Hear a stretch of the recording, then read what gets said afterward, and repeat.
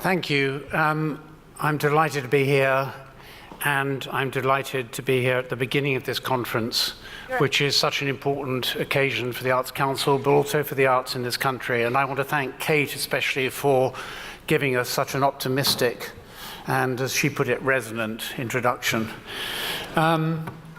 We're really delighted that so many of you could join us here today.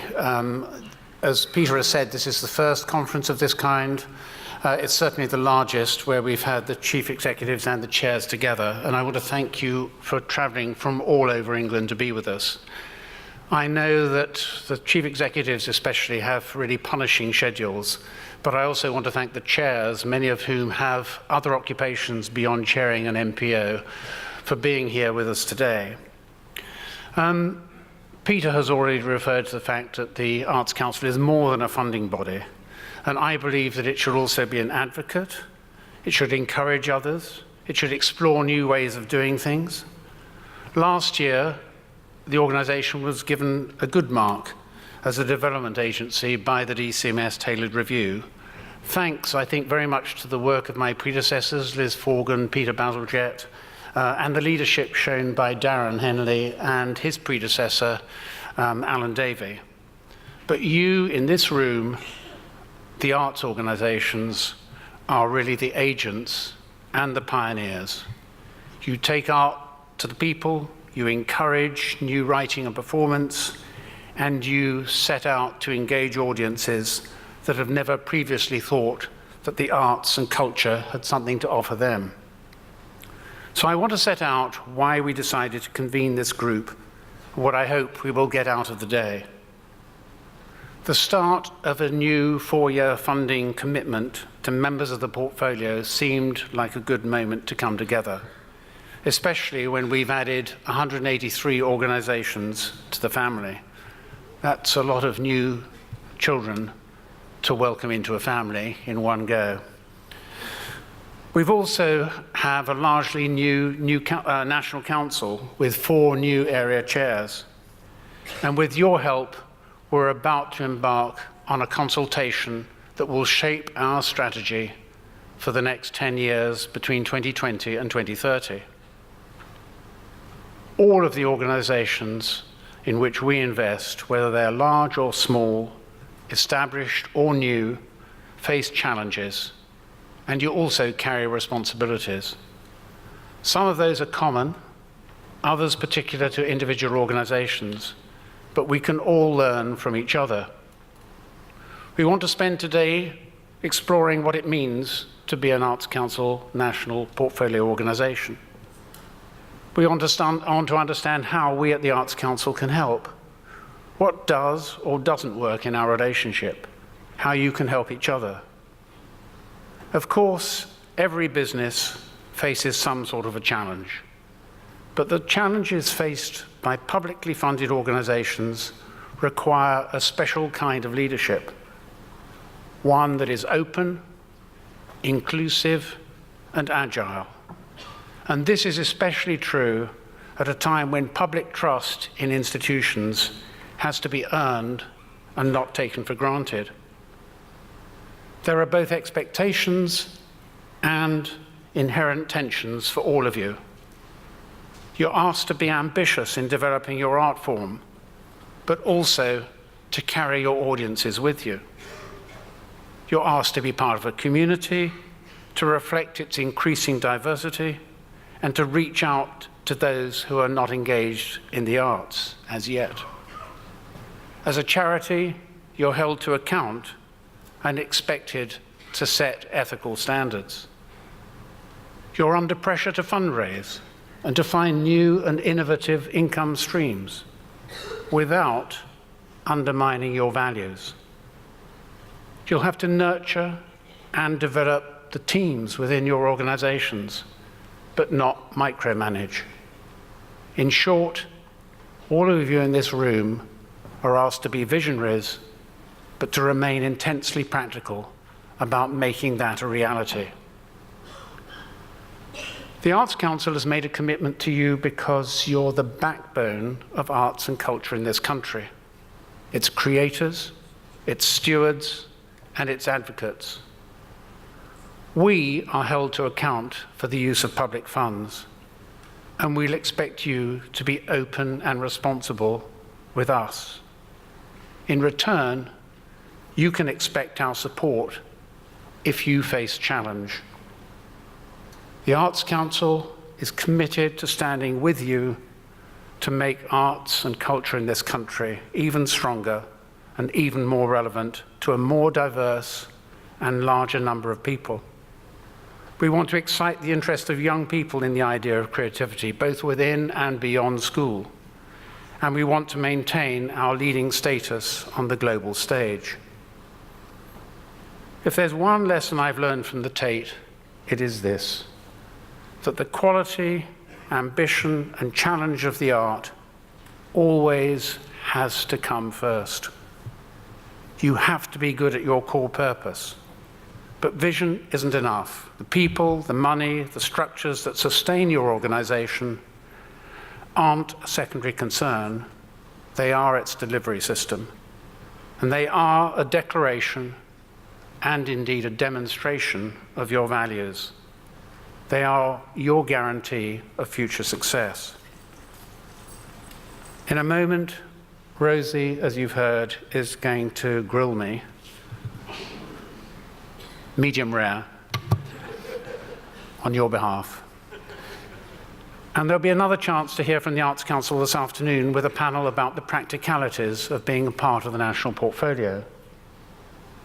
I'm excited to welcome so many brilliant speakers, too many to mention individually, but they'll cover issues that we all know are of interest to us: governance, innovation, enterprise, leadership development, encouraging diversity within our teams and our programs, and civic engagement.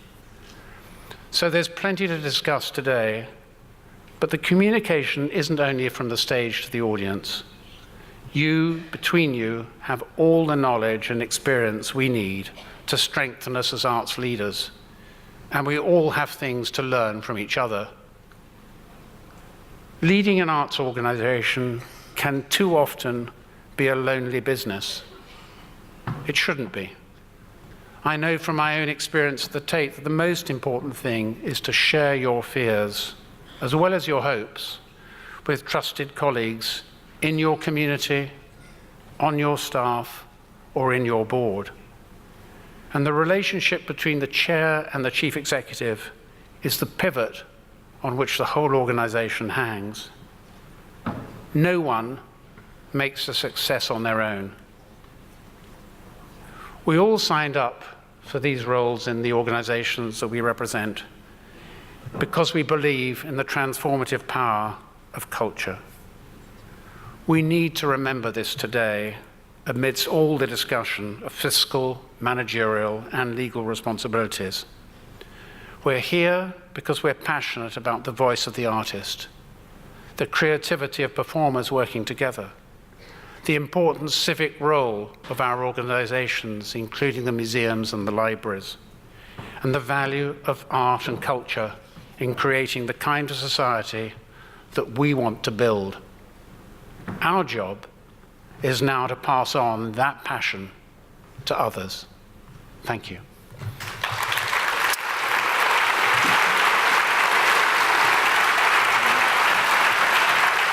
And I would now like to welcome Rosie Millard, Chair of Hull City of Culture 2017, to join me on the stage. As you know, tomorrow and Friday there will be a conference in Hull talking about the evaluation, talking about what went well and what didn't go quite so well.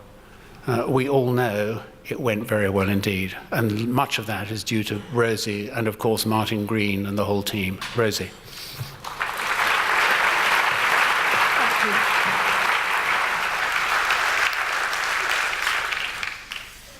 I think I'm going to grill you. Well done, actually. We'll see about that. Thank you, Nick, and thank you for sharing with us your thoughts. We're here to talk about the art of leadership. You say that leadership isn't lonely. It is, sometimes. Is it hard? Well, yes, of course it's hard.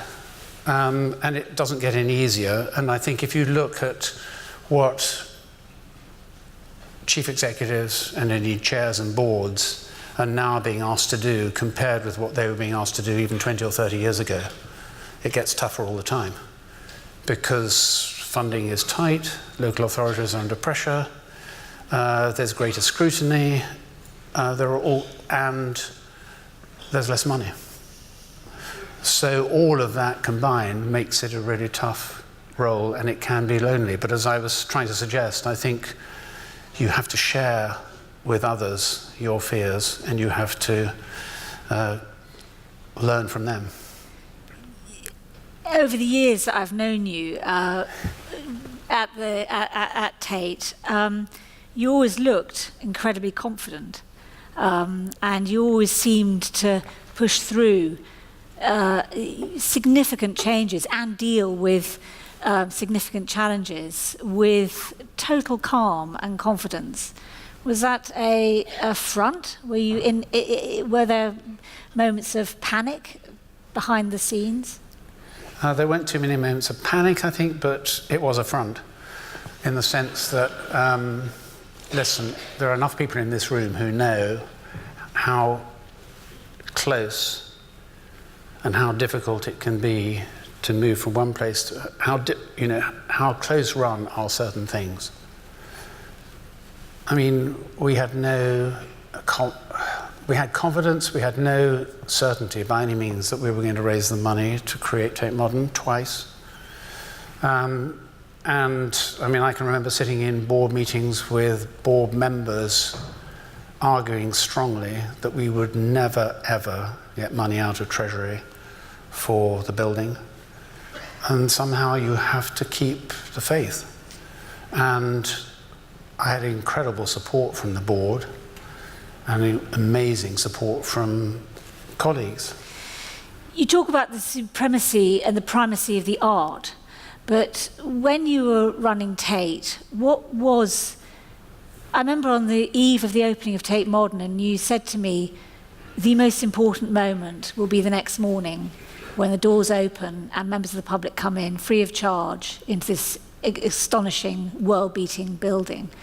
Is it the public or is it the art? And if no one came to see the art, would it still be valid?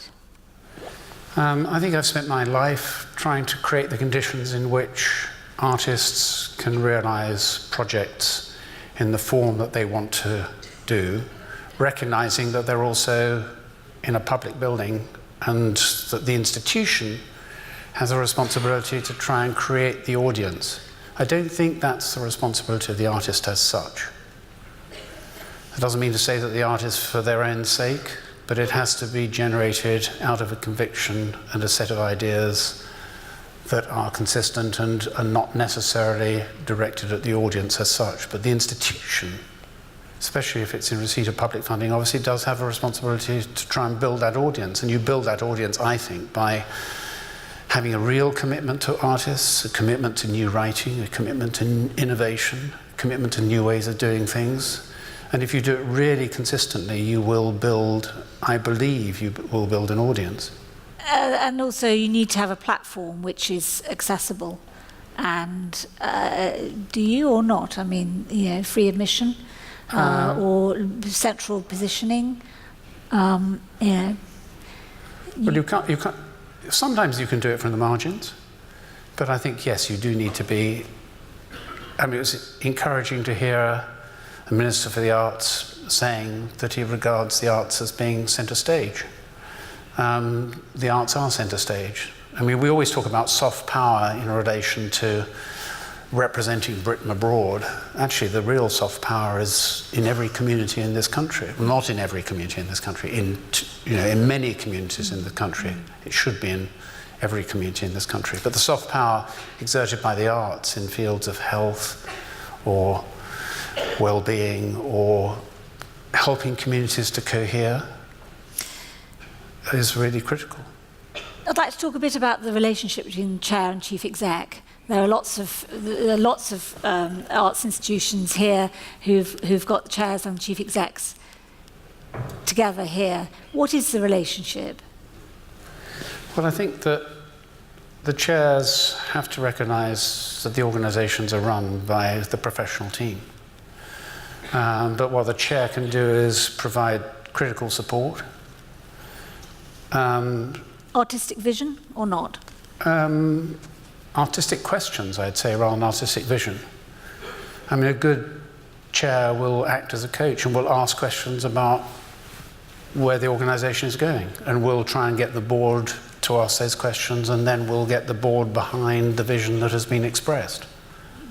Did any of your subsequent successive chairs at Tate try and influence exhibitions or hangs or certain curatorial moves?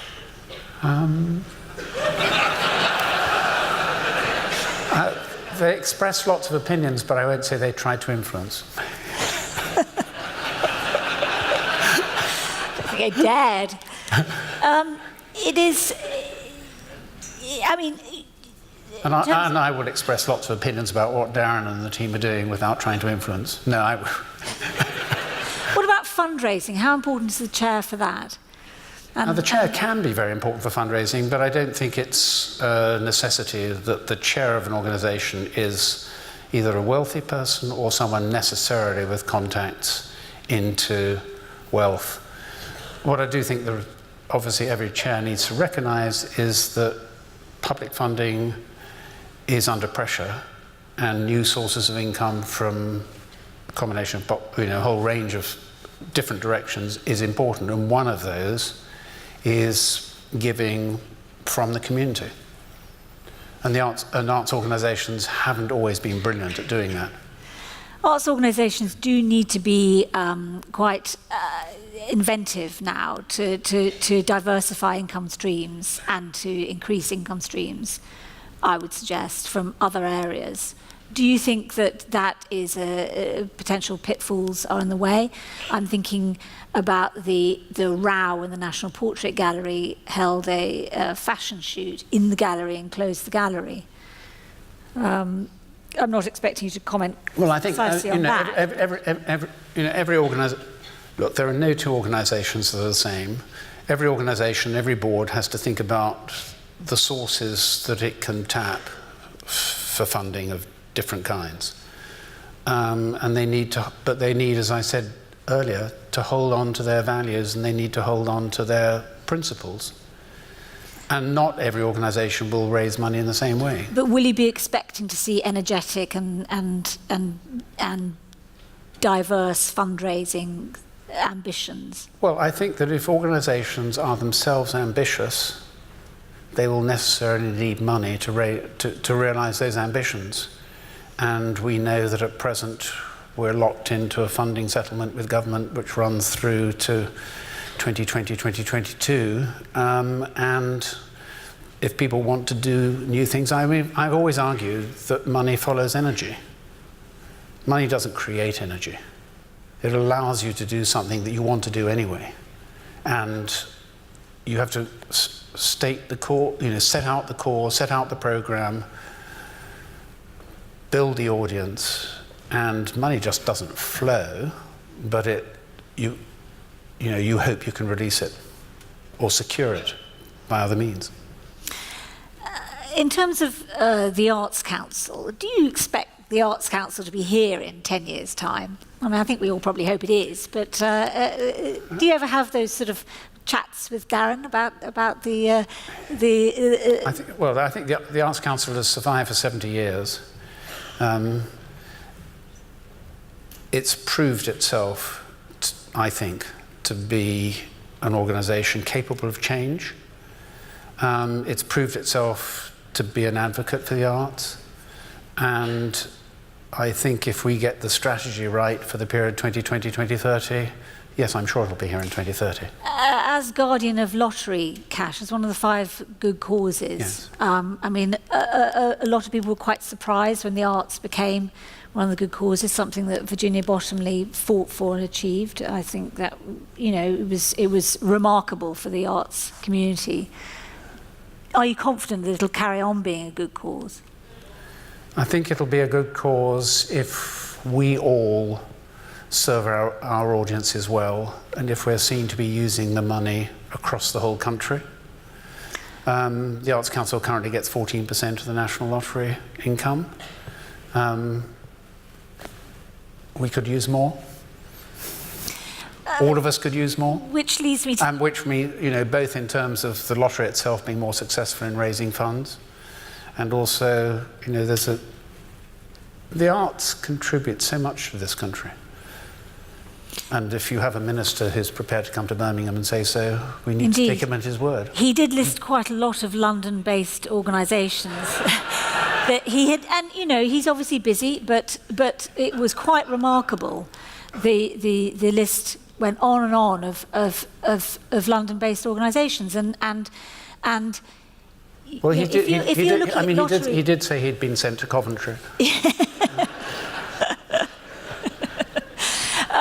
But if you're looking at lottery players who are spread across the country, and the Arts Council's remit to serve the whole country, we have to really push the regional. Some of the most interesting and innovative and far-reaching programs that the Arts Council has started to fund in the last 4 or 5 years have been Creative People and Places. Yeah.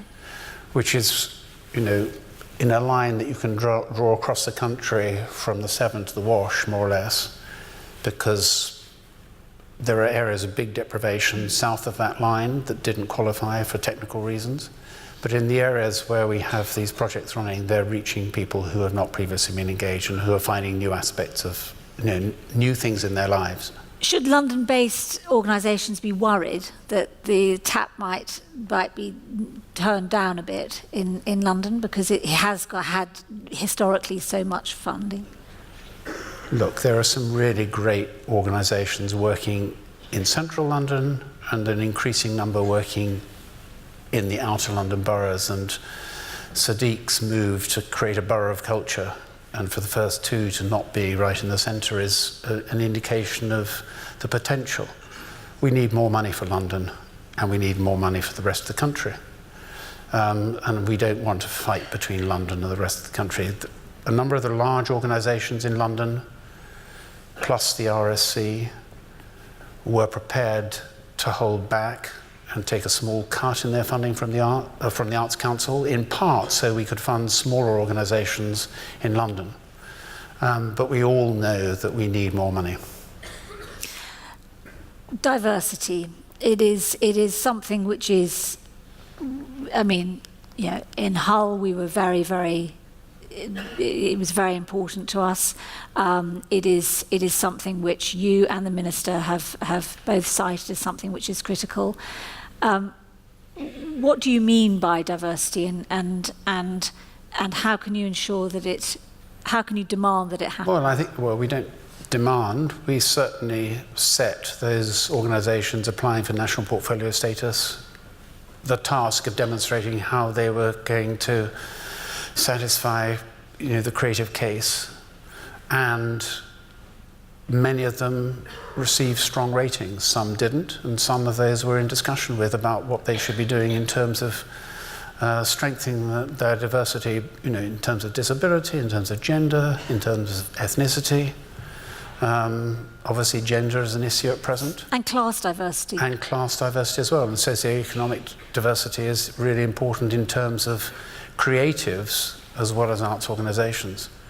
If we only have plays, books, paintings, sculptures, installations made by artists and creative people who've had the opportunity to receive certain kinds of education, we will be a poorer society. What are your measures of censure for companies that don't achieve this? Well, as was mentioned earlier, we have to have an agreement with every company. And the censure, I suppose, ultimately will be withdrawal of funding. But I don't think we'll get to that point, because diversity means different things in different parts of the country. But every organisation can and should be making progress in one area or another. in terms of their programs, in terms of their teams, in terms of their boards.